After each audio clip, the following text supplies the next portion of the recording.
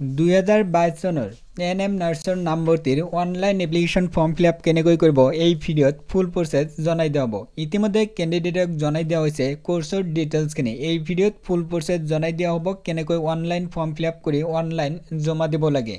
যিসকল কেণ্ডিডেট মাত্ৰ 12 পাছ হৈছে সায়েন্স কমাৰ্চ বা আৰ্টছৰ পৰা লগতে মিনিমাম 40% পাইছে সেইসকল কেণ্ডিডেট ফৰ্ম ফিলআপ কৰিব পাৰিব।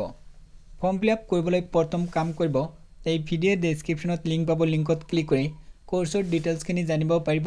তাৰ পিছত অনলাইন এপ্লিকেশ্যন ফৰ্মত ক্লিক কৰি এই পেজত আহিব। ইয়াতে চালক ইয়াতে প্ৰথম কৈছে যে কোৰ্ছ সিলেক্ট কৰিব দিছে। এতিয়া মই ANM নাৰ্ছৰ ফৰ্ম ফিলআপ কৰিম। ANM কোৰ্ছৰ ANM সিলেক্ট কৰিছো। তাৰ পিছত ইয়াতে চালক তলত ৰাইট সাইডত আইকন আছে, এই আইকনত ক্লিক কৰিব। তাৰ পিছত এনেধৰণৰ ইন্টাৰফেস আহিব। তাৰ পিছত ইয়াতে কৈছে যে পাৰ্সোনেল ইনফৰমেশন খিনি ফিল আপ কৰিব দিছে। ইয়াতে চালক প্ৰথম নাম লিখিব দিছে। তাৰ পিছত ইয়াতে দেউতাকৰ নাম লিখিব দিছে। তাৰ পিছত মোবাইল নম্বৰ, জেন্ডাৰ কি হয় অনলি ফিমেল ক্যান্ডিডেট ANM ৰ ফৰ্ম ফিল আপ কৰিব পাৰিব। তাৰ পিছত ইয়াতে এড্ৰেছ লিখিব দিছে, গাঁৱৰ নাম বা টাউনৰ নাম। তাৰ পিছত পোষ্ট অফিস কি হয় ইয়াতে লিখিব। তাৰ পিছত পুলিশ স্টেশন কি হয় ইয়াতে লিখিব। ইয়াতে ৰাজ্য আসাম বুলি সিলেক্ট কৰিব। ডিস্ট্ৰিক্ট কি হয় ইয়াৰ পৰা বাছনি কৰিব। বহুত ডিস্ট্ৰিক্ট ইয়াতে আহি যাব, সিলেক্ট কৰিব হিমতে। তাৰ পিছত ইয়াতে কি হয় ব্লক অটোমেটিক শো হ'ব। ইয়াতে মই এটা ডিস্ট্ৰিক্ট সিলেক্ট কৰিছো। তাৰ পিছত ইয়াতে সিলেক্ট ব্লক অটোমেটিক শো হৈছে হিমতে সিলেক্ট কৰিব। তাৰ পিছত ইয়াতে পিন কোড, ইয়াতে জন্মৰ তাৰিখ, ডেট অফ বাৰ্থ, ইয়াতে জন্মৰ তাৰিখ এন্টাৰ কৰি ইয়াতে সিলেক্ট অপশন আছে সিলেক্ট কৰিব। তাৰ পিছত তলত ইয়াতে এই আইকন আছে ইয়াতে ক্লিক কৰিব। এতিয়া মই এইখিনি ফিল আপ কৰি ইয়াতে মই ক্লিক কৰিম। তলত যেটো আইকন আছে ইয়াতে মই ক্লিক কৰিম। তাৰ পিছত আৰু এটা পেজ আহিব, সেই পেজ ফৰ্ম ফিল আপ কৰিব লাগিব। সেই পেজত কিছুমান তথ্য লাগিব কোৱালিফিকেশনৰ। এতিয়া মই এইখিনি সোনকালে কমপ্লিট কৰি কোৱালিফিকেশনৰ ডিটেইলছখিনি দিম। ইয়াতে চালক নেক্সট পেজত কোৱালিফিকেশন ইনফৰমেশন দিব দিছে। ইয়াতে চালক কি পাস হৈছে ইয়াতে সিলেক্ট কৰিব। এই ক্যান্ডিডেট এইচএস পাস কৰিছে, আৰ্টছৰ হয়, ইয়াতে মই সিলেক্ট কৰিছো। তাৰ পিছত ইয়াতে উল্লেখ কৰিছে যে আদাৰ কোৱালিফিকেশন আৰু কিবা অন্য শিক্ষাগত অৰ্হতা আছে নে নাই ইয়াতে লিখিব দিছে। যদি আছে লিখিব, যদি নাই নালাগে, এটো বাধ্যতামূলক নহয়। তাৰ পিছত ইয়াতে কৈছে যে এইচএসএলসিত অৰ্থাৎ মেট্ৰিকত কিমান পাৰ্সেন্ট পাইছে ইয়াতে লিখিব দিছে। আৰু যিসকল ক্যান্ডিডেট সায়েন্সৰ হ'ব সেইসকল ক্যান্ডিডেটৰ পিসিবি ইয়াত উল্লেখ কৰিব লাগিব। তলত ফিজিক্স, কেমিষ্ট্ৰি আৰু বায়োলজি মিলি কিমান হৈছে পাৰ্সেন্ট ইয়াতে লিখিব লাগিব তলত। এতিয়া মই ইয়াতে এইচএসএলসি অৰ্থাৎ মেট্ৰিক পাছৰ পাৰ্সেন্ট এন্টাৰ কৰিম। তাৰ পিছত ইয়াতে মই এইচএস পাছৰ পাৰ্সেন্ট ইয়াতে মই এন্টাৰ কৰিম। ইয়াতে চালক মেট্ৰিকৰ পাৰ্সেন্ট লিখিছো। তাৰ পিছত এইচএসৰ পাৰ্সেন্ট ইয়াতে লিখিছো। এতিয়া মই নেক্সট পেজত ক্লিক কৰিম। ইয়াতে চালক এই আইকনত ক্লিক কৰিম। তলত ৰাইট সাইডত এই আইকন আছে ইয়াতে ক্লিক কৰিব। তাৰ পিছত এনেধৰণৰ ইন্টাৰফেস আহিব। ইয়াতে কাষ্ট কি হয় ইয়াতে চালক জেনাৰেল, ওবিসি, তাৰ পিছত এমওবিসি, এসটি, এস, এসটিবি যেটো হয় এটো সিলেক্ট কৰিব। এতিয়া মই জেনাৰেল ইউআৰ ক্যাটেগৰি সিলেক্ট কৰিছো। ইয়াতে চালক ইয়াতে খুদিছে বয়স কিমান হ'ব। 2020 চন 1 জানুৱাৰীৰ মতে বয়স কিমান হ'ব ইয়াতে লিখিব দিছে। এতিয়া মই ক্যালকুলেট কৰি ইয়াত বছৰটো ইয়াতে উল্লেখ কৰিম।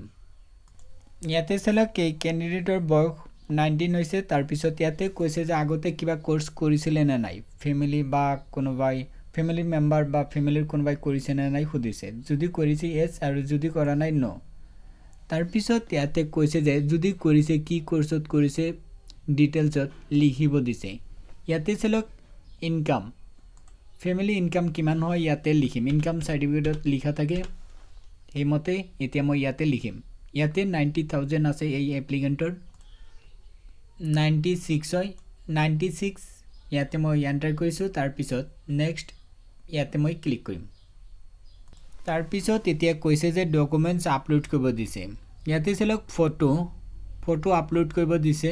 ইয়াতে সাইজ দিয়া আছে যাতে 100 KB ওপৰত নহয় ইয়াতে উল্লেখ কৰিছে। আৰু ডাইমেনশন ইয়াতে মেনশন কৰি দিছে উইথ কিমান হ'ব লাগে হাইট কিমান হ'ব লাগে ইয়াতে মেনশন কৰি দিছে হেমতে মিলাব এতিয়া মই এইখিনি মোৰ সাইজ মিলোৱা আছে হাইট উইথ যিখিনি ডাইমেনশন দিছে হেমতে মই মিলাই লৈছো এতিয়া মই আপলোড কৰিম ইয়াতে সেলক প্ৰথম মই ফটো আপলোড কৰিছো তাৰ পিছত 2 নম্বৰ ক্যান্ডিডেটৰ সহি তাৰ পিছত ইয়াতে সেলক আধাৰ কাৰ্ড বা ভোটাৰ আইডি বা যিকোনো ডকুমেন্টস বিচাৰিছে এড্ৰেছ প্ৰুফ আইডেন্টি প্ৰুফত ভোটাৰ আইডি বা আধাৰ কাৰ্ড বা পান কাৰ্ড দিলে হৈ যাব তাৰ পিছত ইয়াতে সেলক এড্ৰেছ প্ৰুফত আধাৰ কাৰ্ড ভোটাৰ আইডি বা যিকোনো ডকুমেন্টস দিলেই হ'ল এড্ৰেছ থকা ইয়াতে উল্লেখ কৰিছে তাৰ পিছত ইয়াতে মেট্ৰিক পাছৰ মাৰ্কশিট বা সাৰ্টিফিকেট যিকোনো এটা তাৰ পিছত ইয়াতেও এইচএস পাছৰ মাৰ্কশিট বা সাৰ্টিফিকেট ইয়াতে মই সাৰ্টিফিকেট মাৰ্কশিট আপলোড কৰিছো এইচএস পাছৰ তাৰ পিছত ইয়াতে সেলক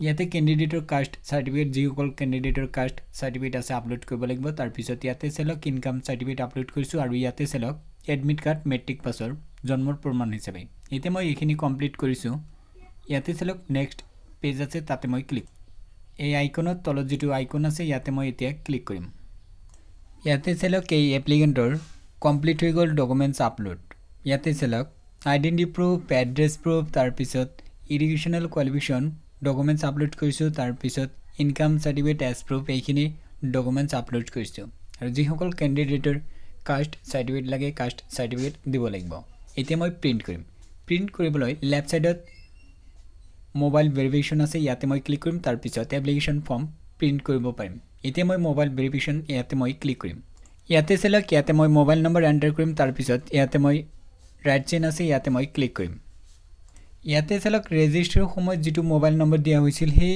মোবাইল নম্বৰত ইতিমধ্যে ওটিপি পঠাই দিছে সেই ওটিপি ইয়াতে মই এন্টাৰ কৰিম তাৰ পিছত ইয়াতে মই ক্লিক কৰিম ওটিপি ভেৰিফাই হোৱা নাই ইয়াতে সেলক প্ৰথম যেটো স্টেপ আছিল তাতে আইছো আকৌ ইয়াতে সেলক ফৰ্ম প্ৰিন্ট বুলি আছে ইয়াতে সেলক ফৰ্ম প্ৰিন্ট বুলি আছে ইয়াতে ফৰ্ম প্ৰিন্ট ইয়াতে মই ক্লিক কৰিছো তাৰ পিছত ইয়াতে সেলক এপ্লিকেশন নম্বৰ আৰু মোবাইল নম্বৰ এন্টাৰ কৰিম এপ্লিকেশন নম্বৰ মোবাইলত আহিছে মেছেজ এসএমএছৰ জৰিয়তে আহিছে টেক্সট মেছেজৰ জৰিয়তে আহিছে ইয়াতে মই এপ্লিকেশন নম্বৰ এন্টাৰ কৰিম মোবাইল নম্বৰ এন্টাৰ কৰিম তাৰ পিছত ৰাইট আইকন আছে তাতে মই ক্লিক কৰিম তাৰ পিছত সেলক কেনেকৈ প্ৰিন্ট আউট কৰিব পাৰিব এটো প্ৰিন্ট আউট কৰি ৰাখিব এতিয়া কাম কৰক এই ভিডিঅ ডেসক্ৰিপচনত লিংক দিছো লিংকত ক্লিক কৰি এতিয়া নিজৰ মোবাইলতে ফৰ্ম ফিল আপ কৰক